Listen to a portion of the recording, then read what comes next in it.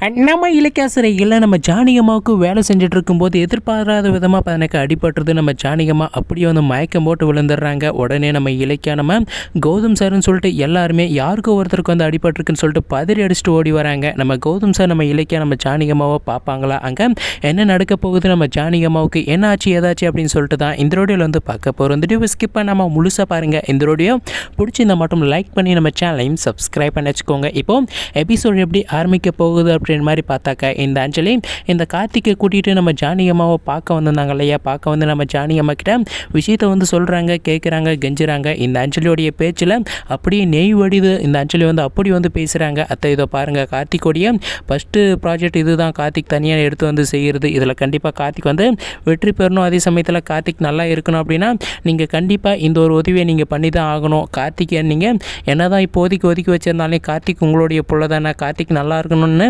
நீங்கள் நினைக்க மாட்டீங்களா, அப்படி இப்படின்னு சொல்லிட்டு இந்த அஞ்சலி நம்ம ஜானகியம்மாவுடைய மனசை ரொம்ப நல்லாவே எனக்கு மாத்திர மாதிரி பேசுகிறாங்க. ஆனால் அப்போ கூட நம்ம ஜானகியம்மா ஒரு செகண்டு கூட நம்ம கௌதம் சாரை விட்டு கொடுக்காம, என் பிள்ளையோடைய வாழ்க்கைக்கு எடுத்த உங்களுக்கு நான் கண்டிப்பாக இந்த உதவியை நான் செய்யவே மாட்டேன், நீ எக்கெடுக்கட்டாச்சு போ, எனக்கு கவலையே கிடையாது அப்படின்னு சொல்லிட்டு நம்ம ஜானகியம்மா அங்கேருந்து வந்து கிளம்பி போயிடுறாங்க. ஆனாலுமே இந்த அஞ்சலி விட்ட பாடு கிடையாது. எவ்வளோ வந்து நம்ம ஜானகியம்மாவுடைய மனசை மாற்ற முடியுமோ அந்தளவுக்கு வந்து பேசிடுறாங்க. இதை பாராட்ட நீங்கள் மட்டும் இப்போ கார்த்திக் இந்த ஒரு உதவி பண்ணல அப்படின்னா கண்டிப்பாக கார்த்திகோடைய வாழ்க்கை வந்து வீணாக போயிடும். அதே சமயத்தில் கார்த்திக் இந்த ப்ராஜெக்டை ரொம்பவுமே எனக்கு நம்பியிருக்காங்க. இது வந்து மிகப்பெரிய ஒரு ப்ராஜெக்ட் அப்படின்னு சொல்லிட்டு இந்த அஞ்சலி என்னென்னவோ வந்து சொல்கிறாங்க. ஆனாலுமே நம்ம ஜானகியம்மா அங்கேருந்து முடியாதுன்னு சொல்லிட்டு கிளம்பிடுறாங்க. ஆனாலுமே நம்ம ஜானகியம்மாவுக்கு இப்போ யோசிக்க ஆரம்பிக்கிறாங்க. அதுக்கப்புறமா கம்பெனிக்கு போயிட்டு வேலை செஞ்சுட்டு இருக்கும்போது நம்ம ஜானகியம்மாவுக்கு மொத்த நினப்போம் அங்கேயே தான் இருக்குது. இப்போ சாப்பாடு டைமில் கால் பண்ணி நம்ம இலக்கியக்கிட்டையும் நம்ம கௌதம் சார்கிட்டையும் நடந்த விஷயத்த வந்து சொல்கிறாங்க. இப்படி தான் நான் வந்து கோயிலுக்கு போயிட்டு வந்துட்டு இருக்கும்போது இந்த கார்த்திக்கும் அந்த அஞ்சலியும் வந்தாங்க, வந்து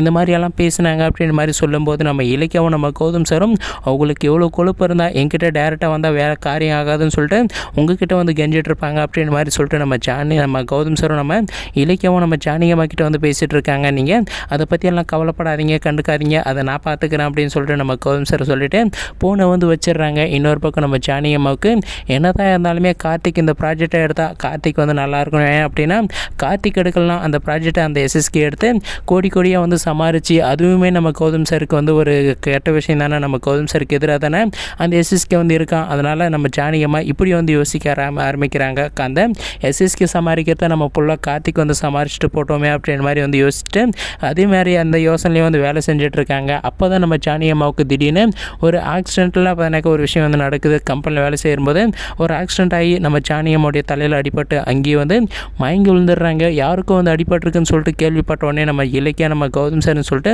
கம்பெனியில் அடிபட்டால் எல்லாருமே வந்து போய் பார்ப்பாங்க இல்லையா, அந்த மாதிரி ஓடி வராங்க என்னாச்சு ஏதாச்சுன்னு சொல்லிட்டு பார்க்க. ஆனால் எப்படியோ சரியான நேரத்தில் அதுக்குள்ளவே அங்கே கூட்டம் கூடுறதுனால எல்லாருமே வந்து கூட்டம் கூடுறதுனால நம்ம ஜானகியம்மாவை நம்ம இலக்கியாவும் நம்ம கௌதம் சாரும் பார்க்க முடியல. அதுக்குள்ளவே எனக்கு அங்கேருந்து கூட்டம் கூடி நம்ம ஜானகியம்மாவை ஹாஸ்பிட்டலுக்கு வந்து கூட்டிகிட்டு போயிடுறாங்க. நம்ம கௌதம் சாரும் நம்ம இலக்கியம் வர்றதுக்குள்ளவே இல்லை அப்படின்னா நம்ம ஜானகியம்மா இங்கே வேலை செய்கிற விஷயம் நம்ம கௌதமுக்கும் நம்ம இலக்கியாவுக்கும் தெரிய வந்திருக்கும். வெயிட் பண்ணி பார்க்கலாம்.